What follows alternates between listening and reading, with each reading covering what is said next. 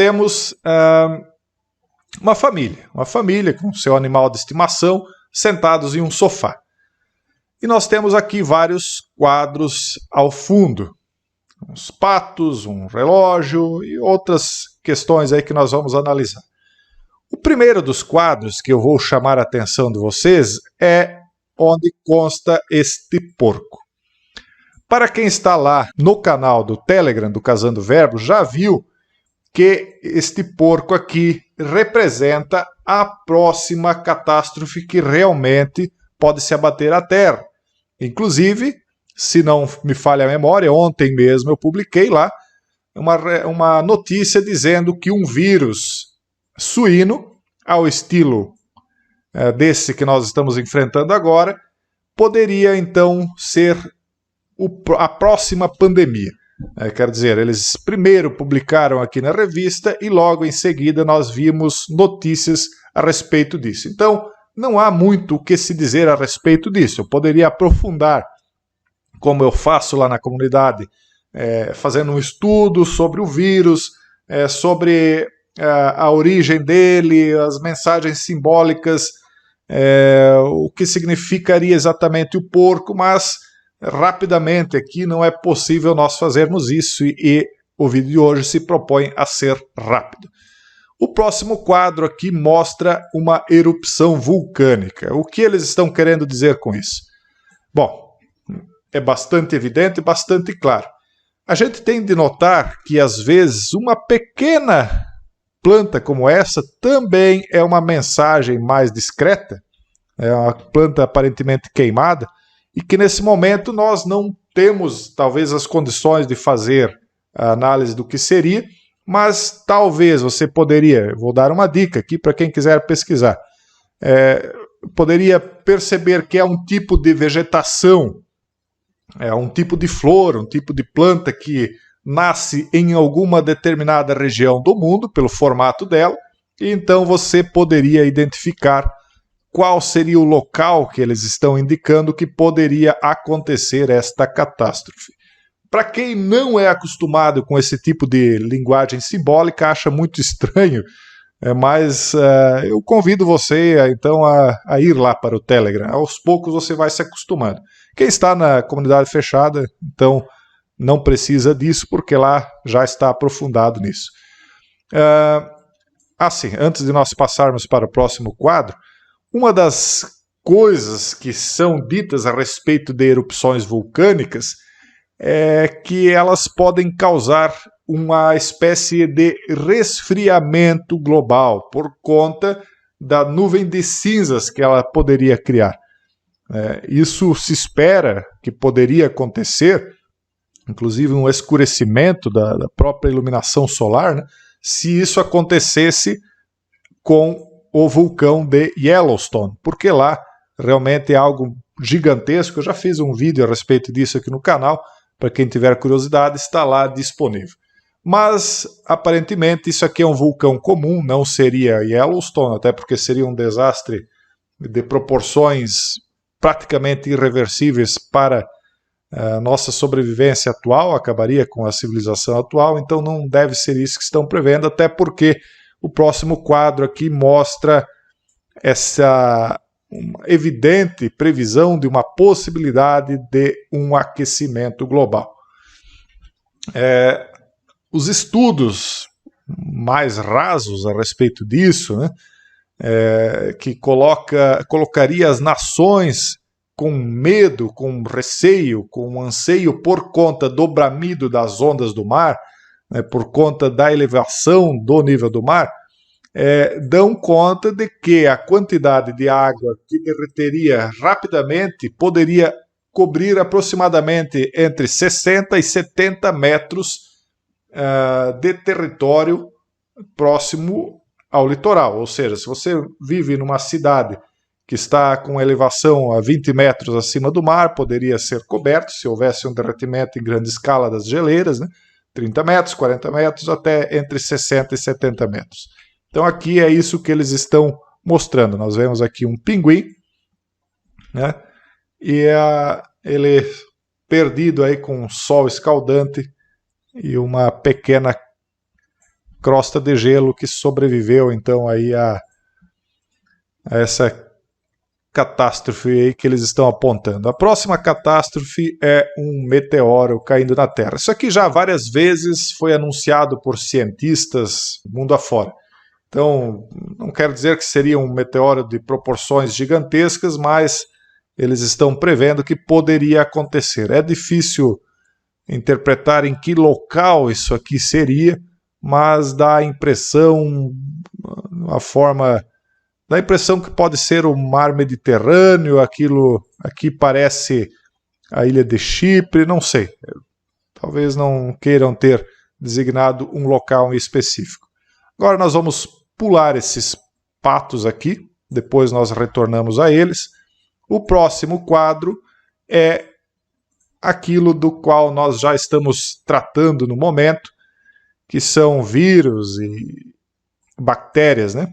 Nós temos, por exemplo, aqui a bactéria, o vírus do coronavírus, esses desenhos aqui, esses três.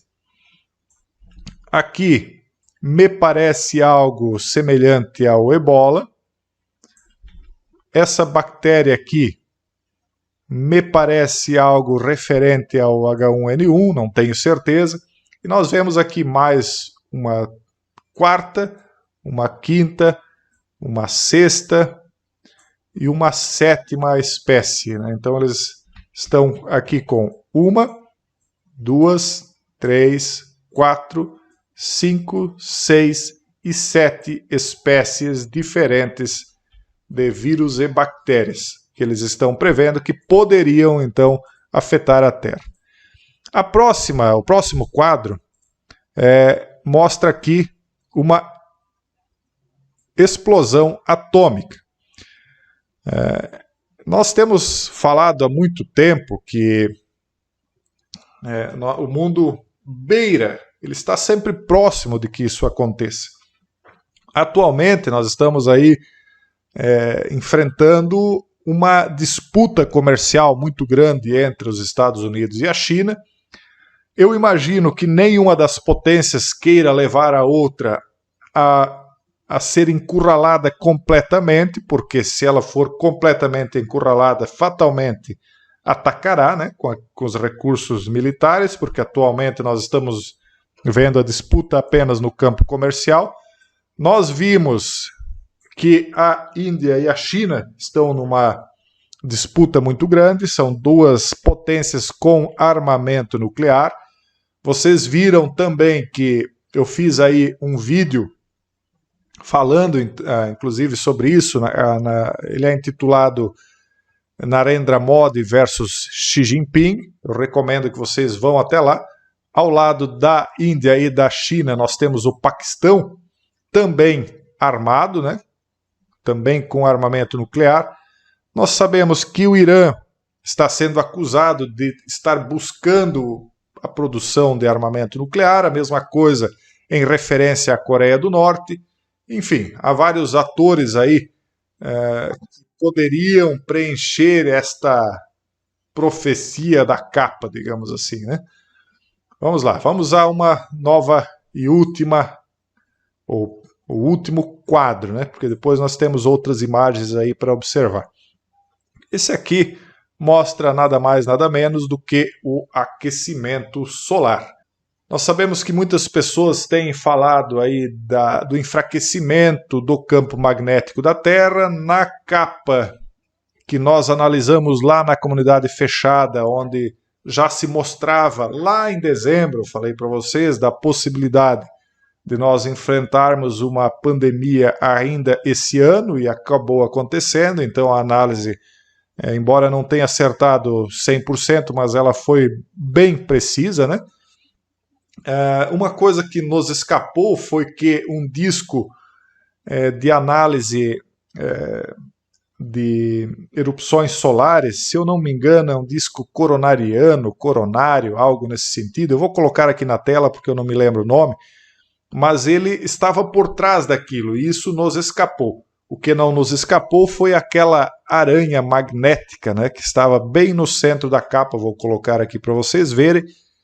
que mostrava então alguma atividade que poderia afetar o campo magnético da Terra, que é uma proteção a esse tipo de erupção solar. Muito bem, dito isso, vamos à próxima simbologia. Nós temos aqui os 3 patos. Esse pato é o pato real. Ele tem uma característica interessante. Ele é uma ave migratória, sendo uma espécie que frequenta as regiões da América Central e Caraíbas. Foi introduzido em várias regiões, desde a Austrália à Nova Zelândia, até países da América do Sul, dentre os quais o próprio Brasil. Em Curitiba, no Paraná, registrou-se um exemplar híbrido de Anas patirinchus com Anas barramensis. Esse patirinchus aí, eu não saberia pronunciar exatamente em latim, seria então esse pato real. Ele foi encontrado no Zoológico Municipal do Iguaçu em 2007. Mas ele é uma ave também azeriforme que habita áreas temperadas e subtropicais da América do Norte, Europa e Ásia. E ele tem um forte disformismo sexual, quer dizer, é possível identificar facilmente o macho por conta principalmente da cabeça, que é verde, né? E a fêmea é marrom, o pato macho tem a barriga branca, enfim, aqui nós estamos vendo 3 patos machos. E o interessante é que essas asas dele aqui não lembram exatamente as asas normais dele. São asas estranhas. Em conversa com um amigo, cogitamos a possibilidade de que fosse asas de borboleta, mas é algo assim um pouco nebuloso. É interessante que esses 2 patos aqui estão mais próximos da parede, dá a impressão que nós vemos aqui uma sombra neles, né? Mas este pato aqui, ele estaria mais distante da parede e ele estaria numa posição de uma espécie de queda. Vocês veem que a sombra dele aqui é bastante proeminente, bastante visível, né? Enquanto a dos outros não é tanto. E o interessante é que ele está caindo na direção do pai de família. Vocês veem que há uma certa ligação pelo fato de eles serem patos reais macho e eles estarem, um deles pelo menos, né, caindo em direção ao homem. É como se ele estivesse em queda. Nós temos aqui também 1, 2, 3 pessoas. Então não sei se eles estão dizendo que acontecerá alguma coisa que prejudicará o homem, o pai de família, mais do que já está prejudicado, né? Difícil dizer. Uma outra coisa que nós vemos aqui de interessante está mais ao canto. Vamos ver aqui. Aqui não dá para aproximar muito, mas se você fizer um esforço, você verá que nós temos aqui 2 tomadas, 2 tomadas ao estilo europeu, são tomadas de 2 pinos. Então, nós podemos imaginar que isso aqui, todo esse quadro aqui, seja uma referência à Europa, de alguma maneira, até porque nós estamos vendo aqui as características de pele caucasiana em todas as 3 pessoas, né? Em todas as 3 pessoas. Por isso também é interessante se alguém puder identificar essa planta, se é que é possível, né? Para que nós saibamos aí de quem eles estão tratando. É que, como eu tenho dito, detalhes, embora pareça ridículo isso, mas essas pessoas que usam de símbolos se utilizam dos detalhes, e são nos detalhes que muitas vezes até nos escapam, né, que estão alguns segredos. E é por isso que eu peço atenção, por exemplo, ao detalhe de que até mesmo o animal doméstico da família está com uma máscara com filtro à base de carvão. Está aqui o gato, a mãe e o pai, né, da família. Mas o menino não está com a máscara. É interessante também nós notarmos que há uma cruz de Nero e um capacete militar na cabeça do menino. Mas também há algo interessante. Num primeiro momento, quando eu percebi isso, eu diria que esse menino, então, ele estaria cumprindo um desígnio daquilo que foi colocado no passado como o Império Romano, como o renascimento do Império Romano. Porque essa cruz aqui é conhecida como cruz pé de galinha, cruz de braços quebrados, mas também como cruz de Nero, porque era a cruz que Nero utilizava para suplício de seus adversários, daqueles que ele perseguia, e bastante especificamente foi conhecido como uma cruz de suplício cristão. Então, é interessante que o menino não utiliza a máscara, mas utiliza um capacete militar, como se a geração atual fosse utilizada para uma reedição do Império Romano, né, numa perseguição aos cristãos, porque aqui é a cruz de braços quebrados. Eu quero chamar a atenção também para esse detalhe aqui, né? Por isso que eu disse que num primeiro momento me parecia que isso seria uma atividade que seria desenvolvida futuramente por essa geração de crianças, mas o detalhe que chama atenção é que as calças militares estão com a bainha arregaçada, ou seja, é uma calça militar que não serve já no momento, ou seja, as crianças estão sendo arregimentadas para esta guerra anticristã já. Nós vemos aí muitas crianças mundo afora sendo, digamos assim, recrutadas por essa propaganda, por essa lavagem cerebral anticristã e, mais do que isso, até antirreligiosa de uma maneira geral, né? De uma maneira, e assim, numa idade muito tenra. Então, aqui demonstra que a calça nem chega a servir ainda para ela e a criança já está nessa guerra e nem percebe. E nem os pais estão percebendo, né? Os pais não estão aí prestando atenção para isso. Nós vemos a mãe olhando para lá, não se sabe se ela olha para o pai, eu acredito que não, mas parece que ela está olhando mais para esse quadro, né, que está à direita, o quadro que fala aí da erupção solar, né? Então, são detalhes assim importantes. O último